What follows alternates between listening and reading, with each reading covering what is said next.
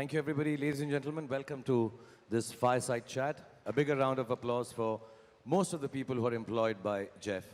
For Jeff Bezos. I asked him, what is the nicest thing about Jeff when I spoke to the team about a week back, and they said his laughter. He has the most infectious, most beautiful, most honest laughter in the world. Thank you, Jeff, for making us laugh, making us feel good, and for your laughter. Thank you for being amidst us. So how has it been, Jeff? You've been in Mumbai now for a day, in Delhi, you've been traveling. We saw you flying kites on Makar Sankranti. The kite flying was fun, but the kids told me that the right way to do it is I needed to have glass on my string so I could cut all the other kites, but we didn't do that. But it was any day when you get to fly a kite, that's a good day. And so my trip to India has started off right with some kite flying. And Jeff has been here a few times before. This is first time in Mumbai? It's my first time in Mumbai. I've been to India. This is my fourth trip to India, but my first time in Mumbai. And I've always wanted to come to Mumbai because the guy who leads Amazon India, Amit, who's sitting right here in the front table, I've known Amit for 20 years. And over 20 years, I've heard little stories about his father. And every time I hear a story about Amit's father, I get more and more intrigued and want to meet him. And he's one of these guys who, Amit has done all these incredibly impressive things in his life, and somehow I get the impression that Amit's father is completely unimpressed by all of these things. And so the more I learn about Amit's father, the more curious I get. And this has been going on for 2 decades. And tomorrow night, I get to have dinner with Amit's father. I hope Amit, Dad is impressed by Jeff. Tell me, have you seen any perceptible change in India apart from the traffic when you came last? Apart from the traffic. Apart from traffic. You know, it's interesting. So I guess the first time I came to India was about 11 years ago. I don't know that I have seen perceptible changes of any great magnitude. What I would actually say is that I notice there's certain things that seem to me to be the same, and I love those things. One of the things I notice every time I come here is that there is so much energy here, and dynamism, and color. The word I would use for it is the whole place seems so full of life. And everywhere you go, every single thing you do, and the diversity of India. When I come here, I've never seen a more diverse place. Everywhere I travel in the world, nowhere more diverse than India. So the energy, self-improvement. Every time I come here, I find that the people that I talk to are focused on and interested in being better tomorrow than they are today. Everybody here seems to be focused on self-improvement. So when I get here, I get a boost of energy. I go back and I'm like, wow, it's so alive here. Yes, you guys are going to work extra hours at Amazon when he gets back. And coming in off diversity and dynamism, let's go to business. Did you think online retail would get this big? Oh, no. So, when I started Amazon, it was 25 years ago. I started Amazon in 1994. When I went to seek investors, the first question I had to answer is, what is the internet? None of my investors had ever heard of the internet. And the idea that I had in mind was to build a bookstore. I realized that we could build a store which would have every book ever printed in any language, in print or out of print. And we could do that online. It would be impossible in a physical store. And that was the founding idea of Amazon. But did I expect what would happen today? No. We started, I've been at Amazon when it was 1 person, me, when it was 10 people, when it was 100 people, when it was 1,000 people. And today, when it's more than 700,000 people and approaching 70,000 people just here in India. So no, I did not predict that. And actually, I think if anybody had predicted that, they would have needed to be immediately institutionalized in a mental facility because it's not a normal thing to have happen. My dream when I started Amazon was that one day we might be able to afford a forklift. So it's been a very fun journey for me. And by the way, I still tap dance into work. I'm having so much fun. So how many forklifts you have now? What's that? How many forklifts you have I now? have no idea. It's an uncountable number of forklifts. It's I want to know. You see, I understand this. This is wonderful what you're saying, and it's very inspiring to hear you talk and about a concept that the whole world and the investors didn't even know about, and to start 25 years ago from that. But when you were 6 years old, yeah. or 7 or 8, Yeah. what did you actually want to be? I mean, of course, or did you know then? Well, it's so funny.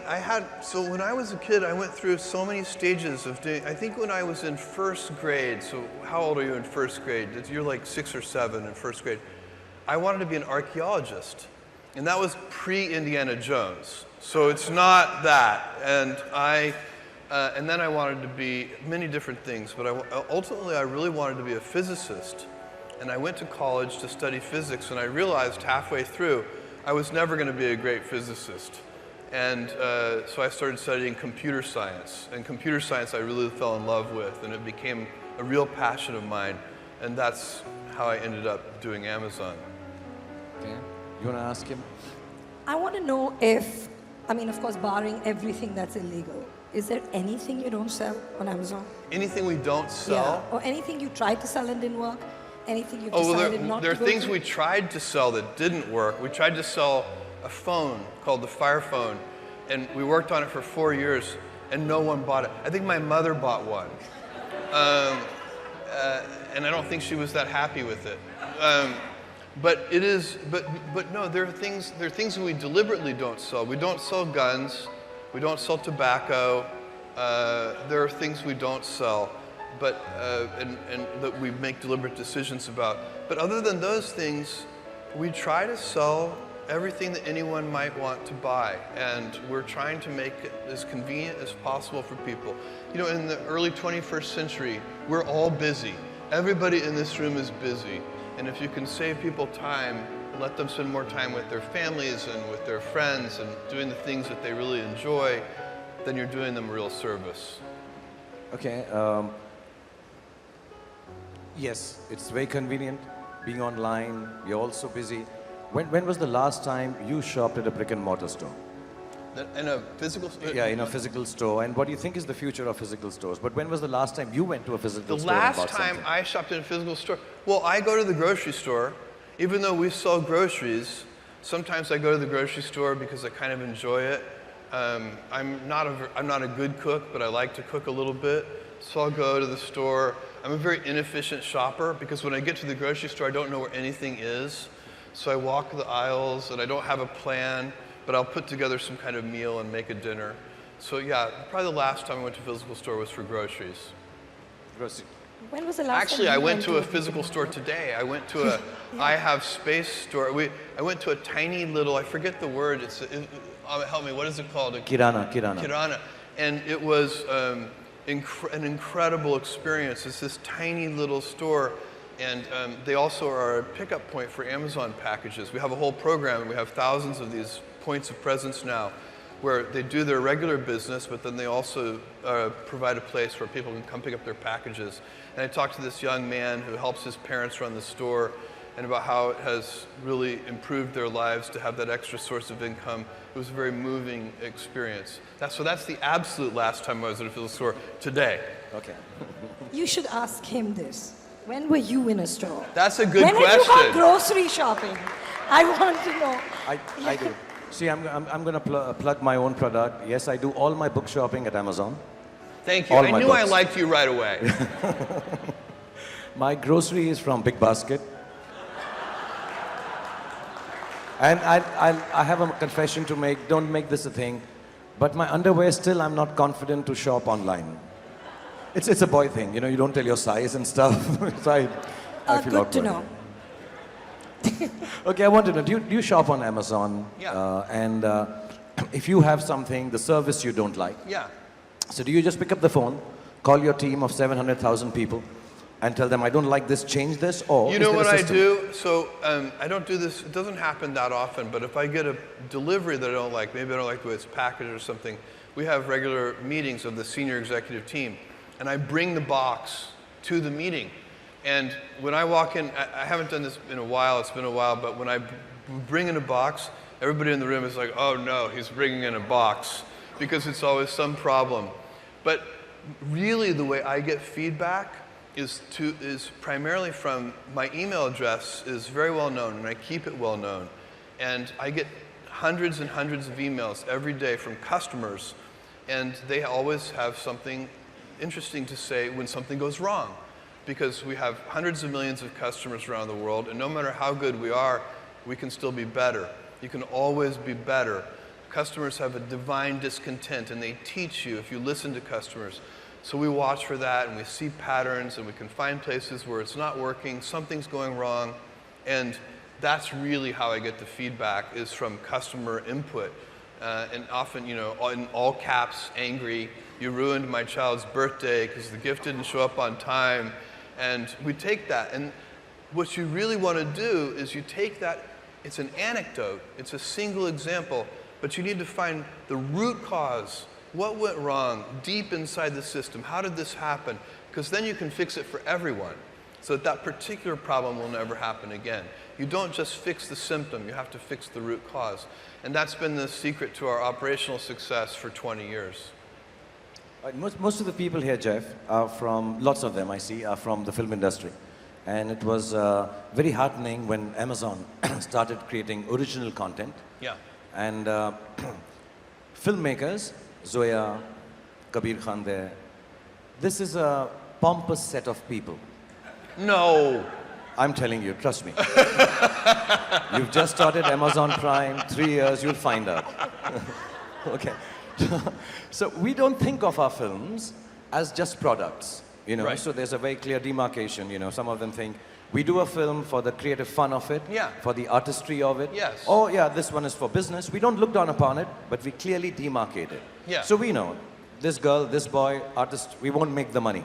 This one is for money. Now you are into original content. The company's into original content in a big way. What's your stance on it? Are you still that person who says, no, I'm going to do this for the creativity, the artistry, forget the business?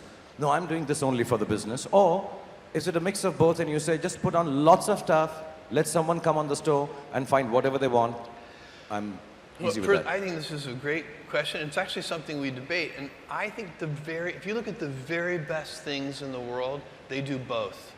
And I think this is a golden age of television. So when you look at, you know, TV series today, the really good TV series are, in terms of quality, they're as good as the very best movies have ever been.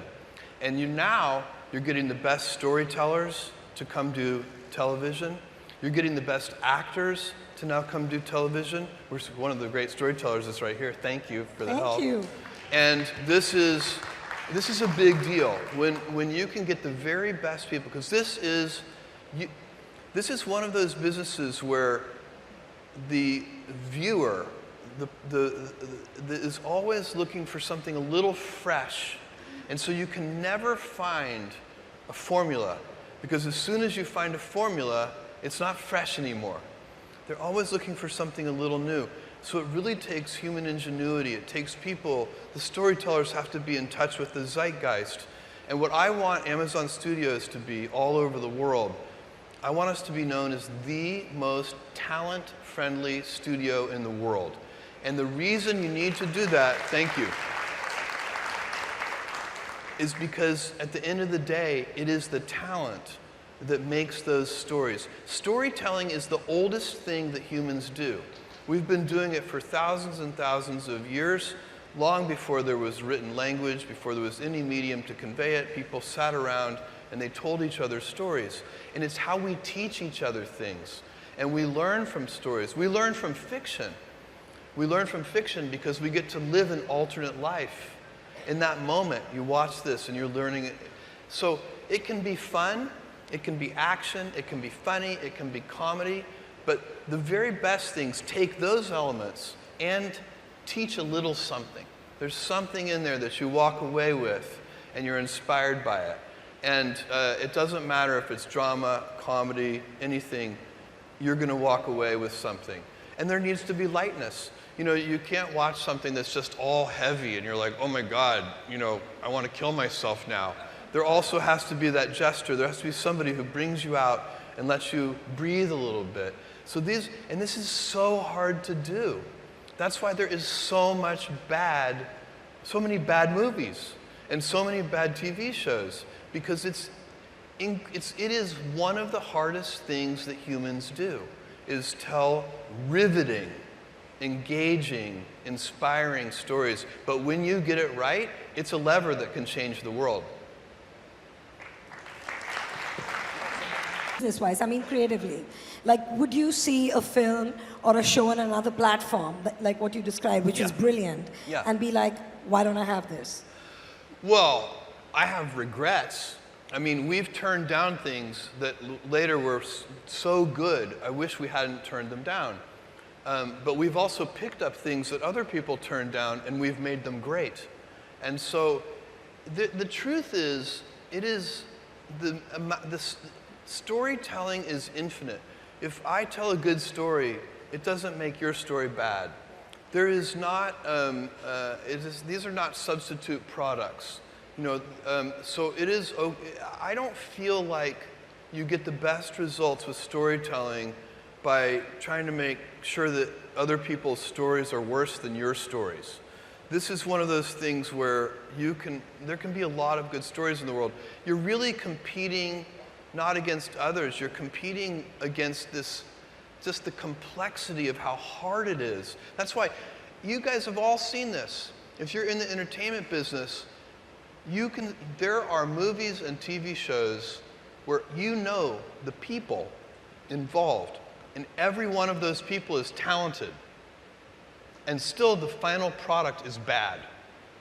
It happens, and because there's a little bit of mystery to it. We don't know how to do it perfectly, and that's what makes it so fun, because there is an artistic element to it. It is not science. What are you watching right now?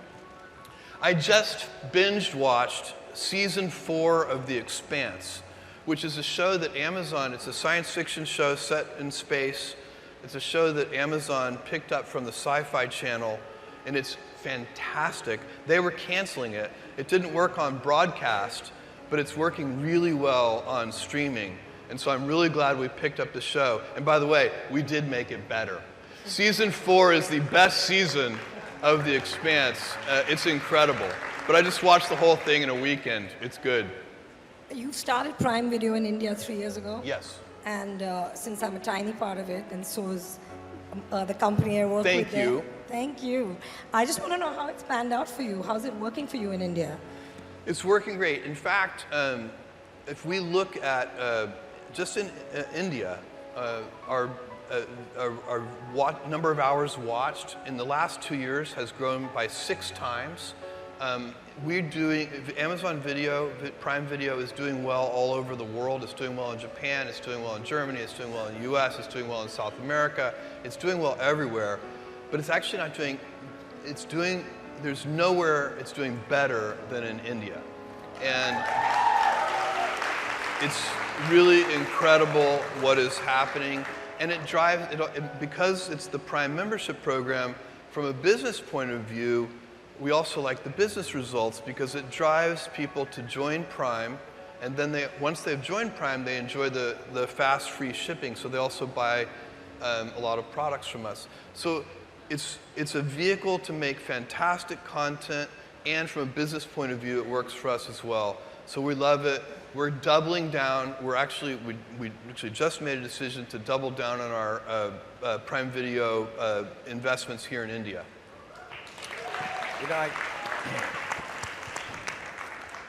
Before I met Jeff, my understanding was that he'd be a very busy person. He is a very busy person. You're flying around, handling so many things, so many people all around the world, looking at investors, looking at customers.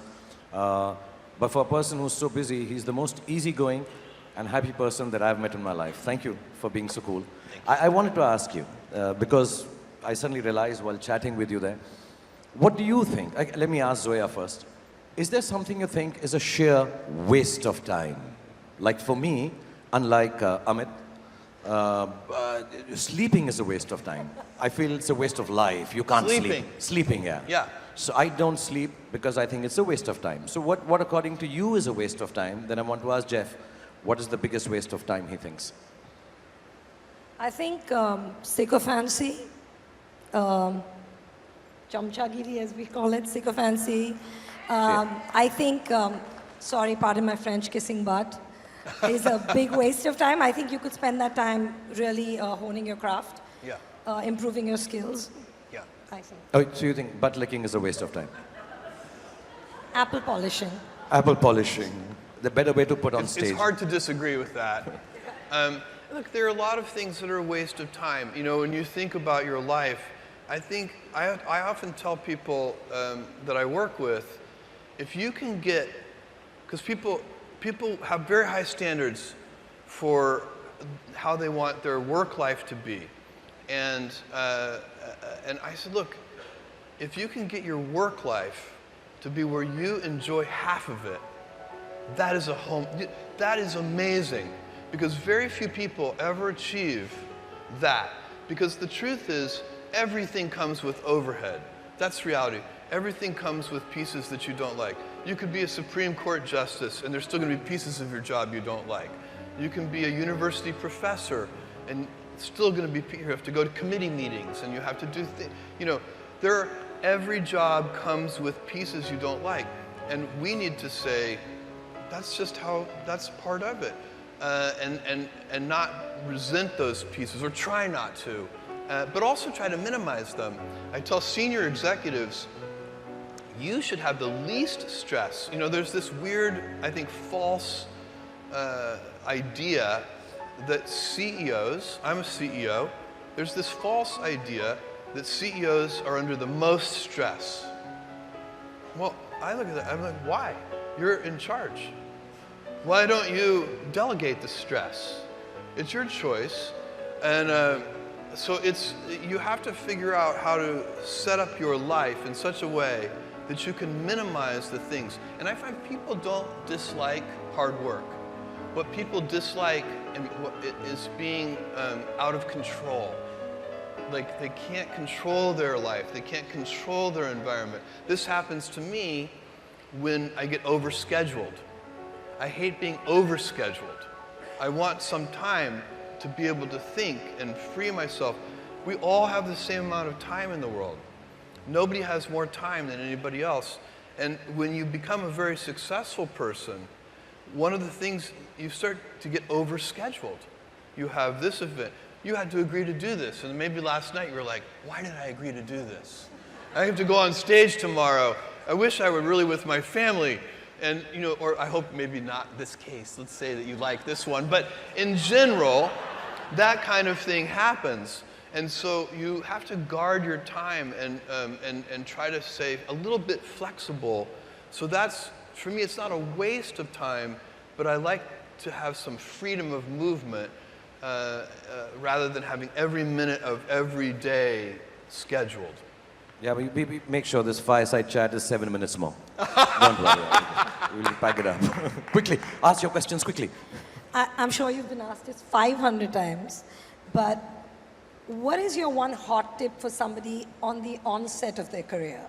On the onset of their career? When they're just starting out.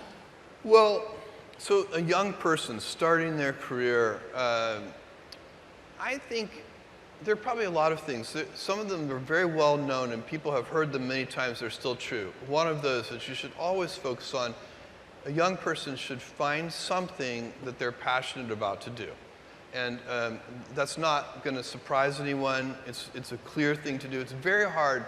If you don't love your work, you're never going to be great at it. I think the other thing I would suggest to any young person, even before they start their career, is to really think about their choices. Because I find young people, and when I was young, I made this mistake too. You can get very fixed on your gifts. So everybody has gifts. You know, you have gifts and you have things that you didn't get gifted. Maybe you're extremely beautiful. Maybe you're extremely good at mathematics. Maybe there are a lot of things that you can be given. But those things can confuse you because they're not the things that construct your life. It's your choices that construct your life, not your gifts. You can celebrate your gifts. Be proud of them. Be happy of them. Actually, don't be proud of them. Be celebratory of them. But you can't be proud because they're gifts. They were given to you. You didn't earn them. You can only be proud of the things you earn. And so as I got older, I started to realize I wasn't proud of my gifts. I was always good at school. School was always easy for me. And I was always proud that I was a great student. I got A's in all my classes. I was good at math, all of that. And I thought that's who I was. But it's not true. Those are the things that are gifts. What was hard for me is deciding to work hard, deciding to use my gifts in certain ways, to challenge myself, to do things that I didn't think I could do, to put myself in uncomfortable situations.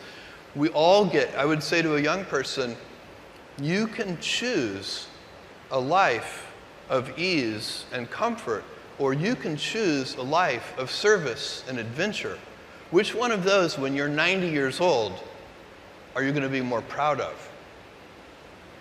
Service and adventure for all the young entrepreneurs. There's an enterprise, a concept very close to your heart. Zoya and me a week back started reading upon it, watched some videos, and I don't know if very many people are aware of it. We'd like you to talk about the Blue Origin. Oh, yeah. What it is, how did it start, and what is your vision for it? Well, Blue Origin is my space company, and I have been interested in space since I was a 5-year-old boy. I watched Neil Armstrong and Buzz Aldrin step onto the surface of the moon, and I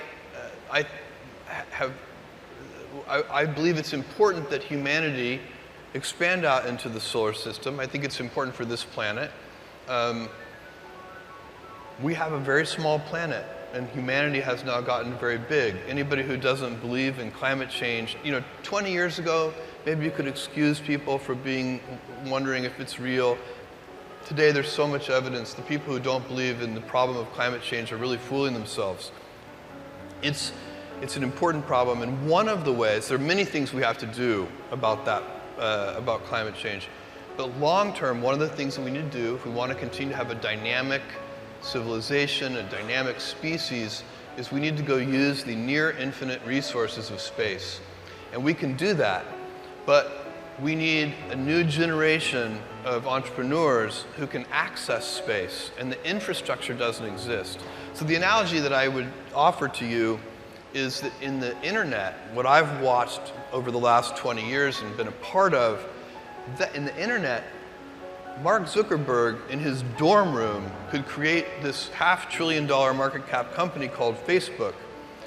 In space today, it's impossible for a college kid in their dorm room to create a great space company because the price of admission is too high. It starts in the hundreds of millions of dollars and goes up from there.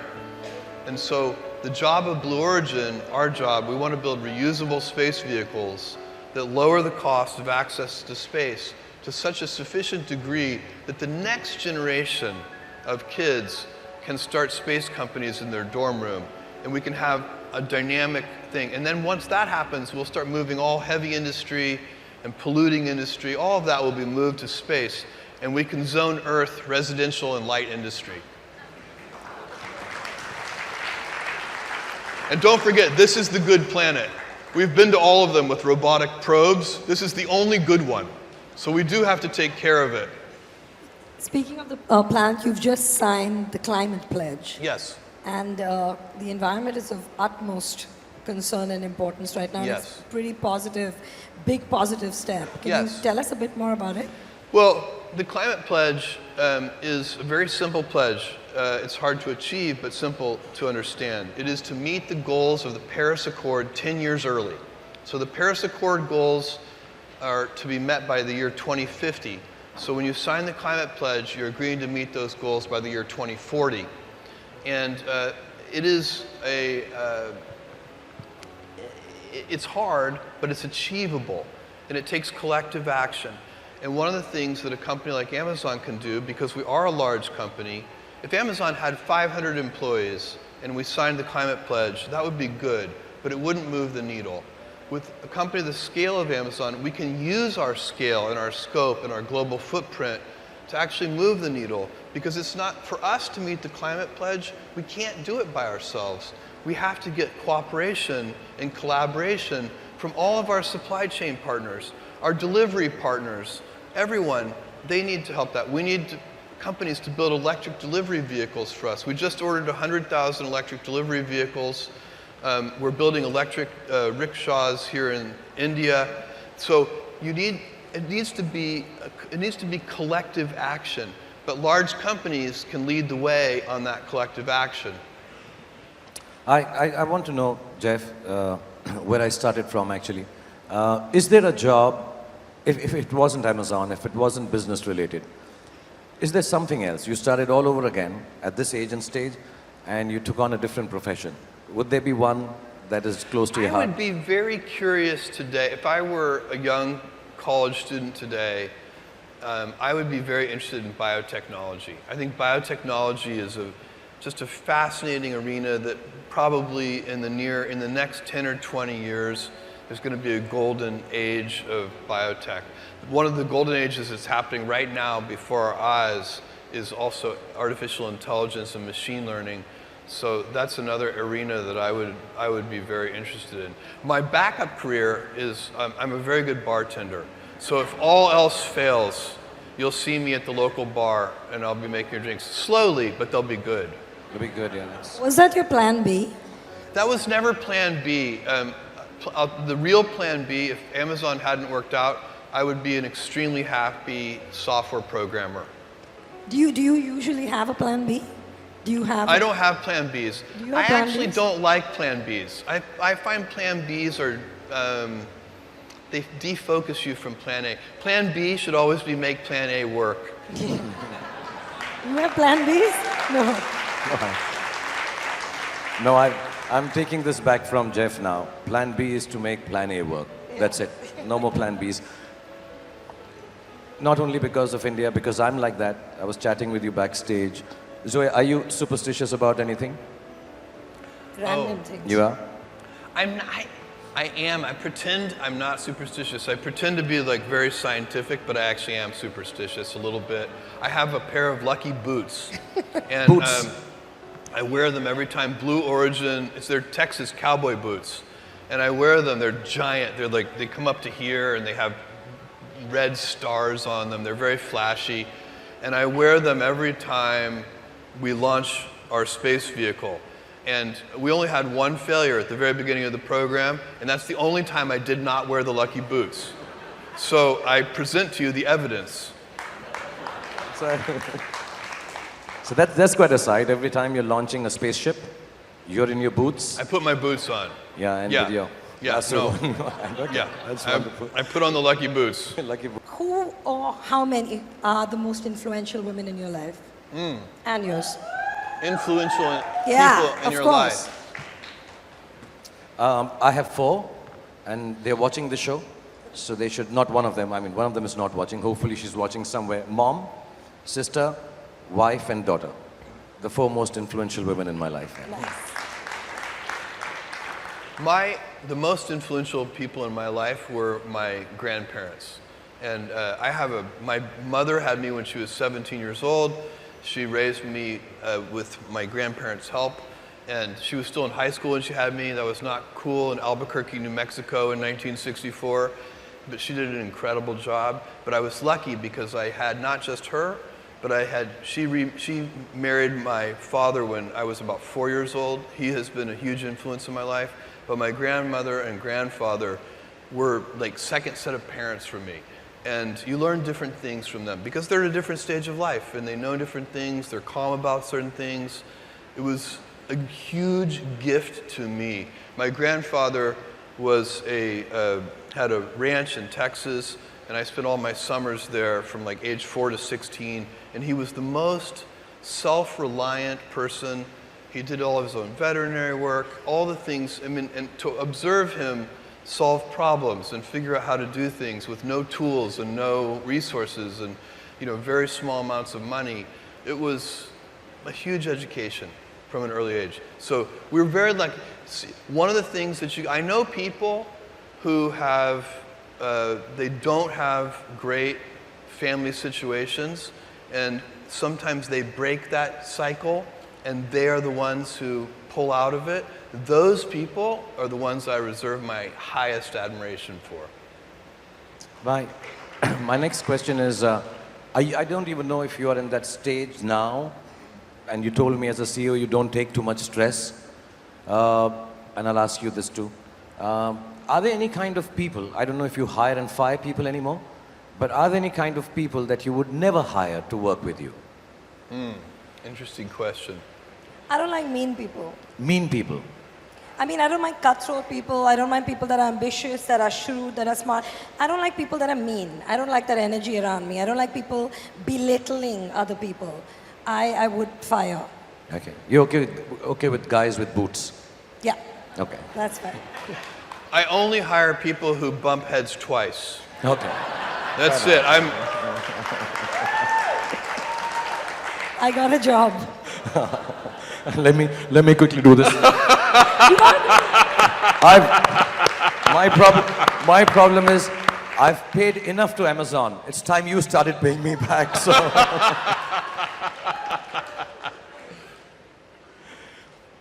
You want to ask him some?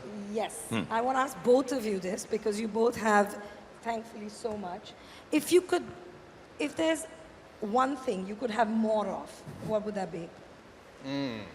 One thing I could have more of. I mean, the obvious answer is time. You know, it is time to do. I like time. I'm not efficient with my time because efficiency. There's an embedded assumption when you're being efficient, and the embedded assumption is that you know where you're going.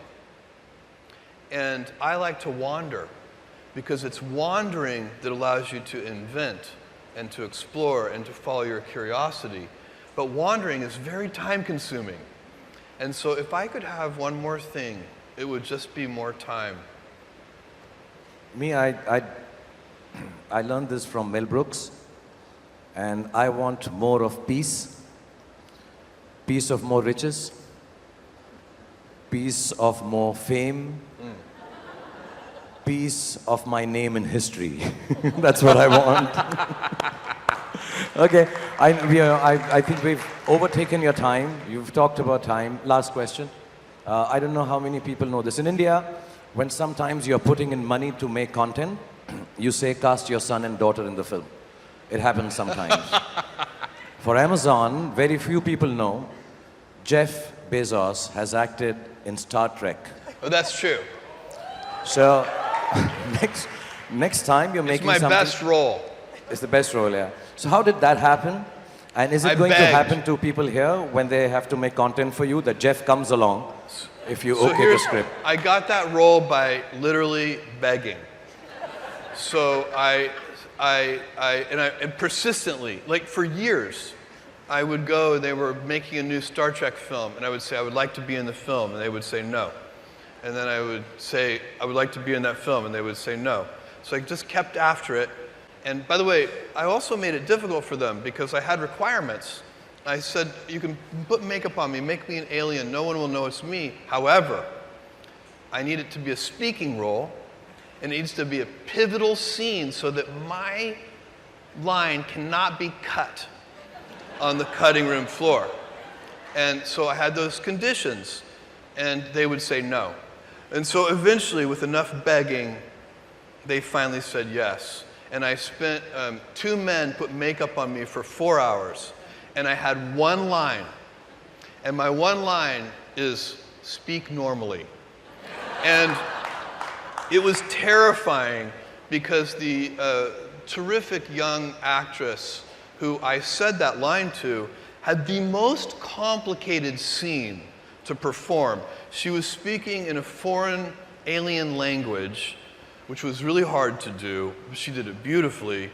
And then in the middle of her, it's like a 30-second monologue that she has to do. In the middle of that, I pin a universal translator onto her and say, speak normally, and then she switches seamlessly to English at that moment. And I knew, we did the scene 20 times, and I knew she was going to finally get it right, and I was going to screw up to speak normally, but it didn't happen.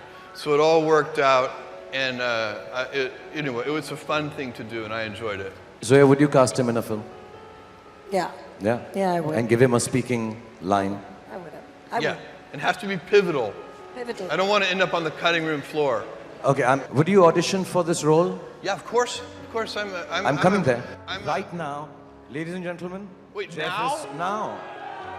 You want me to audition now? Time, Jeff, time. We don't have time. We Oh have my to audition God. now. Okay, now I'm intimidated. No, not at all. Okay. Not at all, okay. So the line is a film her brother directed, I acted in. Okay. And because you're so busy, and we're extremely thankful, all of us, including me and Zoya, everyone backstage for giving us your valuable time. It is impossible to get a gentleman like this, who's so inspiring, so wonderful, telling us such nice anecdotes from his life and talking about business and to young entrepreneurs and all the youngsters who are listening to this. Because his time is so precious, it's difficult to catch him. The line is in Hindi. Oh, no. Say after me. In Hindi? Yeah, this is the Okay. alien language you have to speak in. All right. And we'll put the universal thingy on you. So, so it is Jeff ko pakarna Bakana, mushkil nahi. Mushkil Nahin, I have the same accent as him, huh? Mushkil nahi, Mushkil Nahin, namumkin hai. Namumkin hai, Okay, make it universal. Ching, universal, impossible hai. Impossible hai. Absolutely, guys. Jeff Bezos. All right, you were very kind. No, you are kind. Wonderful. It means it's not only difficult to catch Jeff, get his time, it's impossible. Oh, thank you guys. But he's been very Thank you. kind. He's not impossible. Thank you. He's been very sweet. Thank you, all of us.